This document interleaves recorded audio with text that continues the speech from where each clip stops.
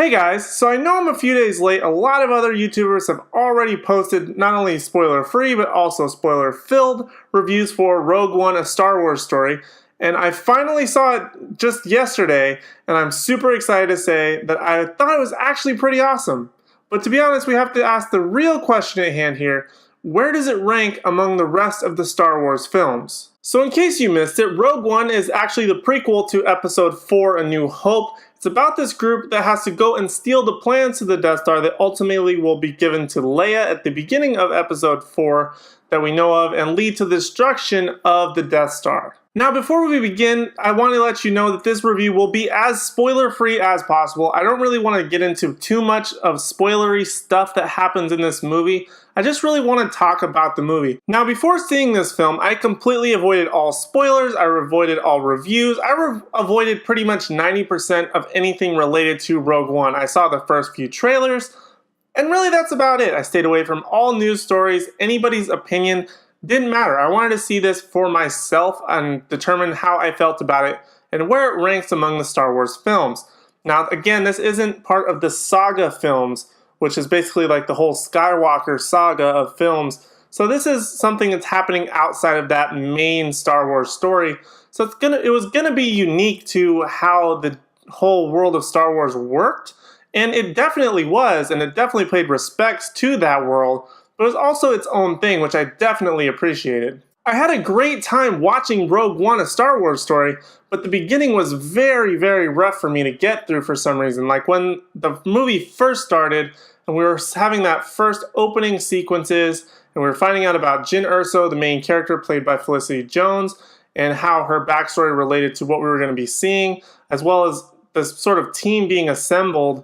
It just was very rough for me to get into, and it actually kind of reminded me of Guardians of the Galaxy because they kept jumping around to different planets and different star systems, and they would label it for you what planet and star system you were seeing. This one, unlike the other Star Wars movies, tells you literally with text on the screen where these characters are or what location of the galaxy it is, which I didn't really like that a whole lot really, because I felt like I didn't really care. I mean, they say the names of where they're at while they're there, but at the same time, it makes sense because you don't know that they're changing locations unless they actually tell you. You would just assume they're on one massive planet. However, once the characters of K2SO and Donnie Yen's character, whose name I will not say because I don't want to butcher it, are introduced and we really start this mission starting on the planet Jeddah, it really sucked me in. I was completely in this world.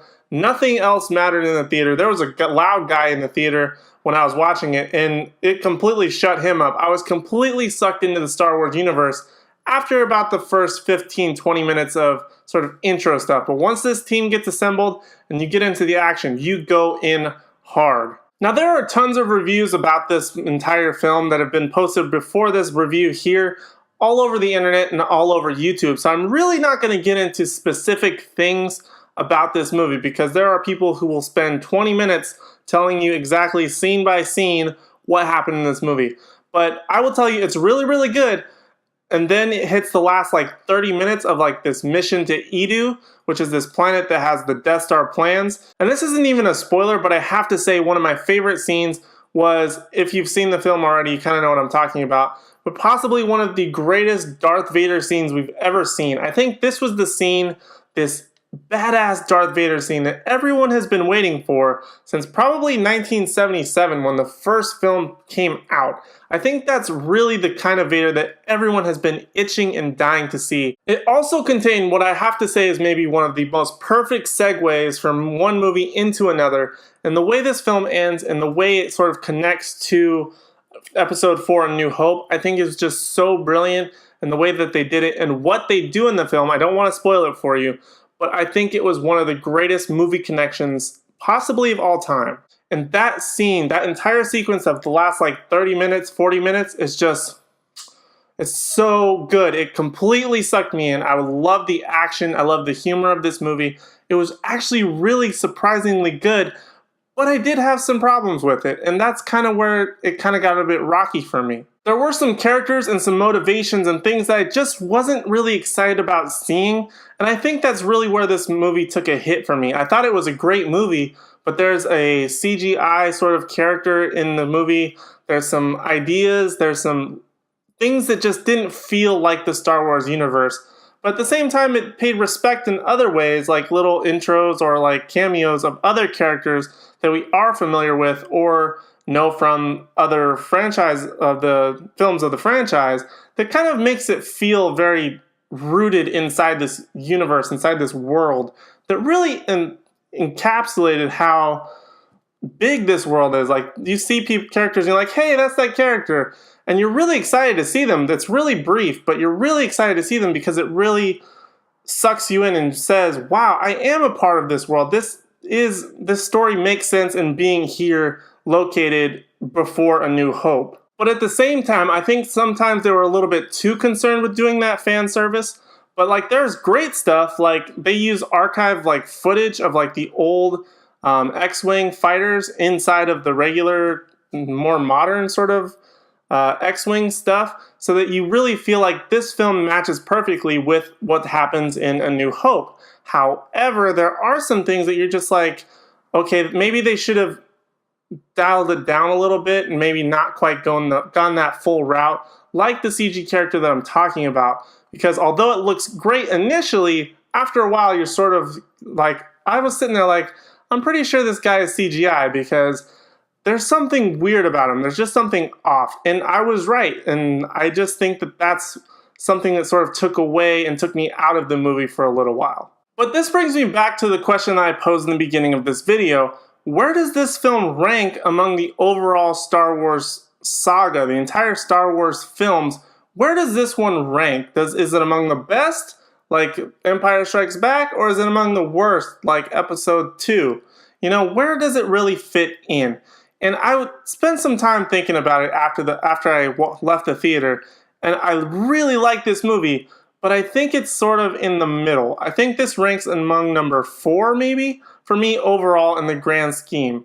Overall, I think that number 4 and number 5 have got to be definitely in the top 3, and I think Force Awakens was just a bit better than this film because it introduced the characters that you cared about. I cared about Rey, I cared about Finn, I cared about Poe, I cared about even Kylo Ren.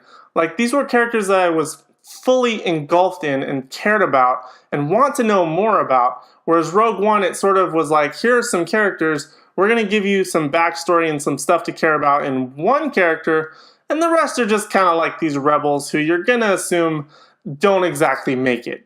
Going in, I knew Rogue One was going to be a good movie. I just didn't know what pieces would be best. And I felt like the mission to Edu, that the introduction of a couple characters like K2SO and Donnie Yen's character, as well an absolutely phenomenal final like 30 minutes, but especially like the final 5 minutes or so, 5-10 minutes that lead into Episode 4 were absolutely brilliant.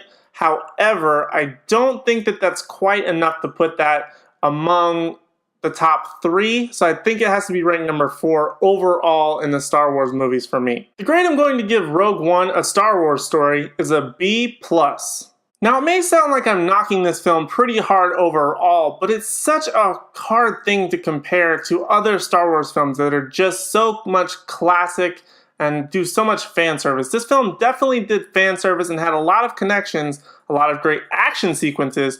However, I don't think that's enough to stack it up among the top 3. I think A New Hope, Force Awakens, and Empire Strikes Back were definitely among the top 3, whereas this one has to be easily 3A, maybe number 4. Like, it's really good, but it's just not quite as good as those other films in my opinion. Rogue One, A Star Wars Story definitely blew me away, but it also let me down in other areas that I was really hoping that they would excite me the most. So that's why I have to give it a grade that's a little bit less than what I really wanted to give it. And I think that a couple of other Star Wars fans may agree with me here, but I think that just some of the elements that they added to this film just weren't quite enough to make it such a top tier film. It's definitely enjoyable. I highly recommend seeing it. And I'm definitely going to be buying it when it comes out on Blu-ray and HD, all that stuff.